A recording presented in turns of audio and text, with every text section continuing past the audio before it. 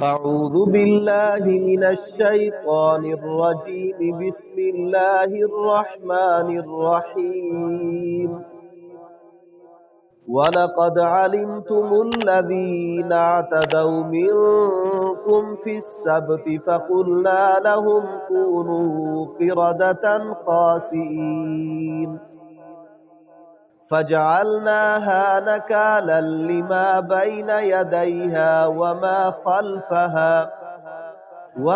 خلفها وموعظة للمتقين. صدق اللہ العظیم. نحمده ونصلي على رسوله الكريم اما بعد فاعوذ بالله من الشيطان الرجيم بسم اللہ الرحمن الرحیم.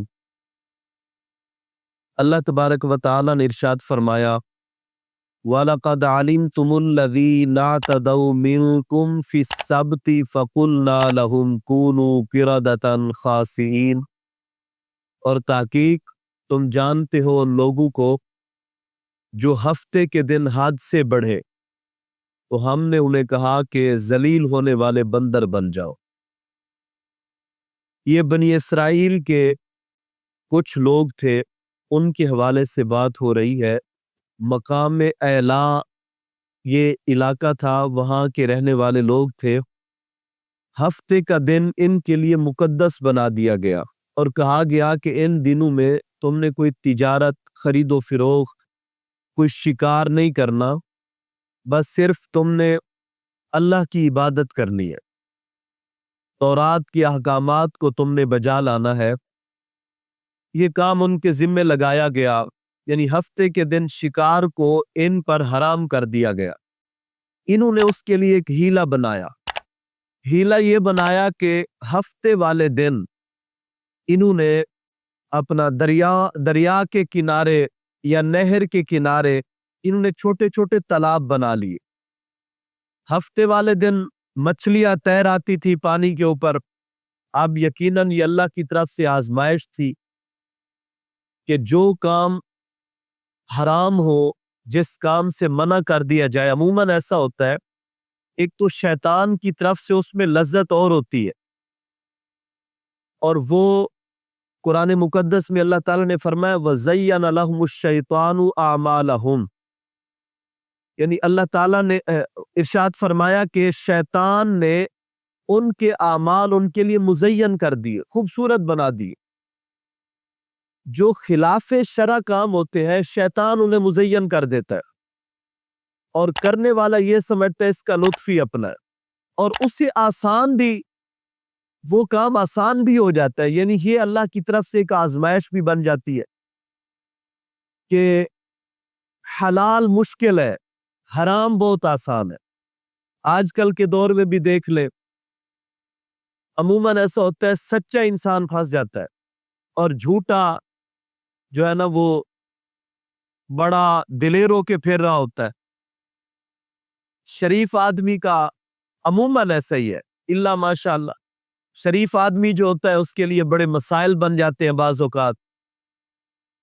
اوقات نیکی کرنے سے بھی اس کے لیے مسائل بن جاتے ہیں، کسی کے ساتھ بھلائی سے بھی وہ پیش آئے تو مسائل پیش آتے ہیں.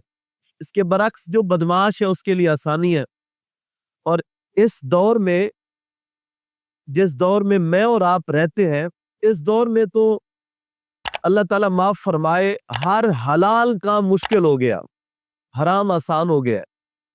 مثلا نکاح کرنا مشکل ہو گیا، بہت دشواریاں، بڑی رکاوٹیں.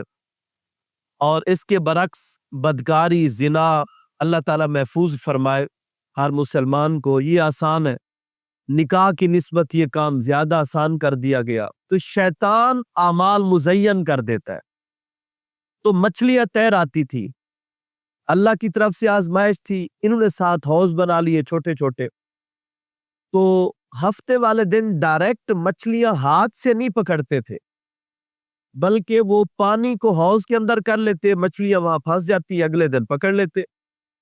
اور اس ہیلے سے وہ کہتے نہیں ہم نے تو ہفتے والے دن پکڑی نہیں ہے، جبکہ وہ یہ کام کرتے تھے. سیدنا داؤد علیہ السلام اللہ کے نبی، آپ نے انہیں منع فرمایا. آپ نے فرمایا یہ بھی تم حرام کام کر رہے ہو، اور اس کی وجہ سے یہ نہ ہو کہ تم پر اللہ کا عذاب آئے۔ لیکن جن کو جو حرام میں دلیر ہو جائے نا، اعلانیہ فسق کرنے لگ پڑے، پھر ان پر کسی بات کی نصیحت جو ہے نا، کسی کی بات نصیحت نہیں کرتی۔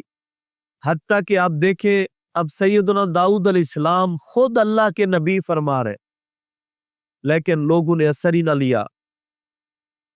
اس کو یوں سمجھے، اچھا یہ جو میں بات کر رہا ہوں نا کہ ان پر بات نصیحت ہی نہیں کرتی، نصیحت کی بات وہ قبول ہی نہیں کرتے، اس کا ہرگز یہ مطلب نہیں ہوتا کہ نصیحت فرمانے والے کی زبان میں اثر نہیں ہے۔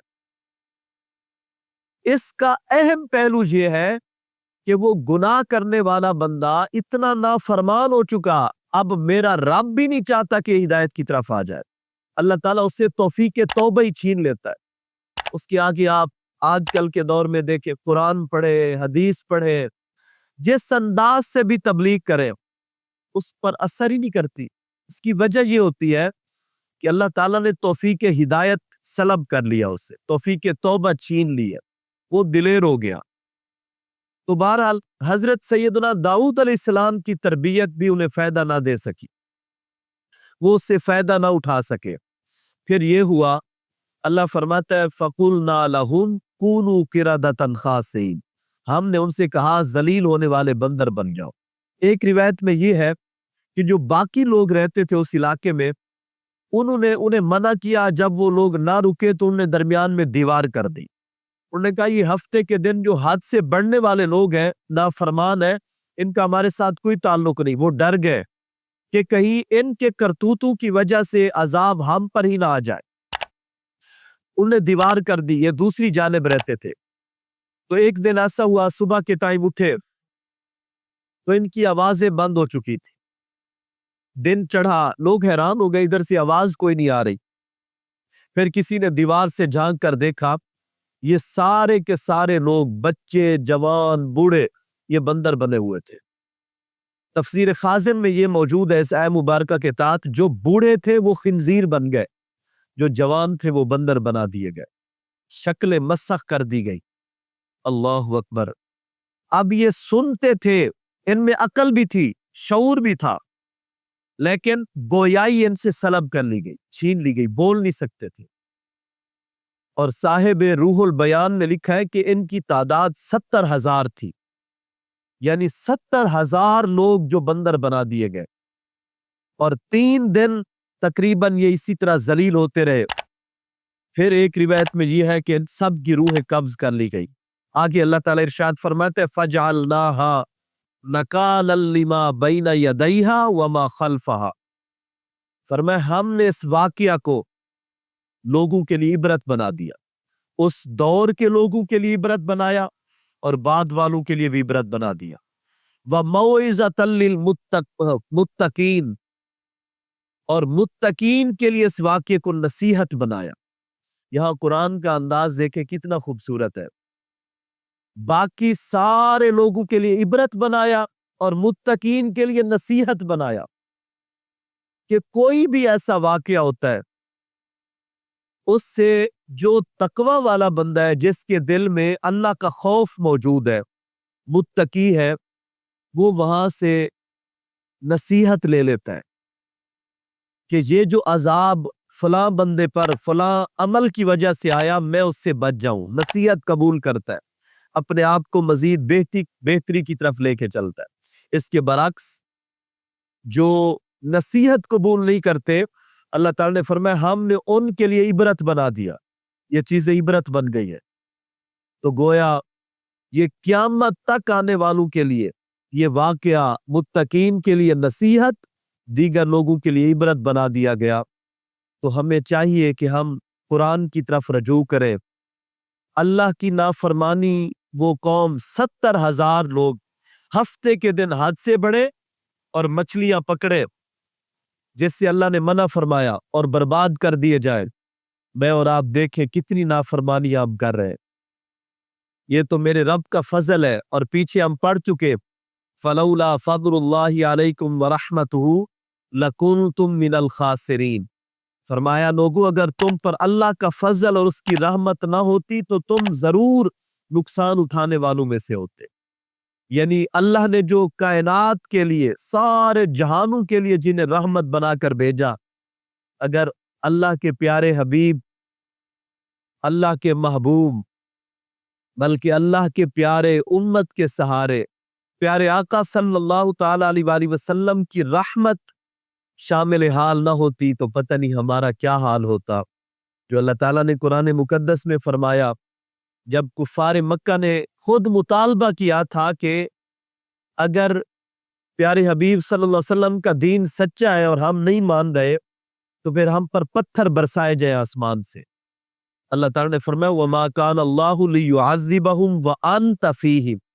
فرمایا پیارے حبیب اللہ کی یہ شان نہیں ہے کہ اللہ تعالیٰ ان کو من جملہ عذاب دے اس حال میں کہ آپ بھی موجود ہوں. تو گویا محبوب علیہ الصلوۃ والسلام کے ہوتے ہوئے آج ہمارے چہرے بھی سلامت ہیں اور من جملہ عذاب سے بھی بچے ہوئے ہیں. باقی جو وقتی طور پر مشکلات، آزمائشیں، پریشانیاں ہمارے بد اعمالیوں کی سزا ہے، اللہ تعالیٰ ہمیں ہدایت کا راستہ نصیب فرمائے، قرآن و سنت کو سمجھنے، پڑھنے اور عمل کرنے کی توفیق عطا فرمائے. وما علیہ الا البلاغ.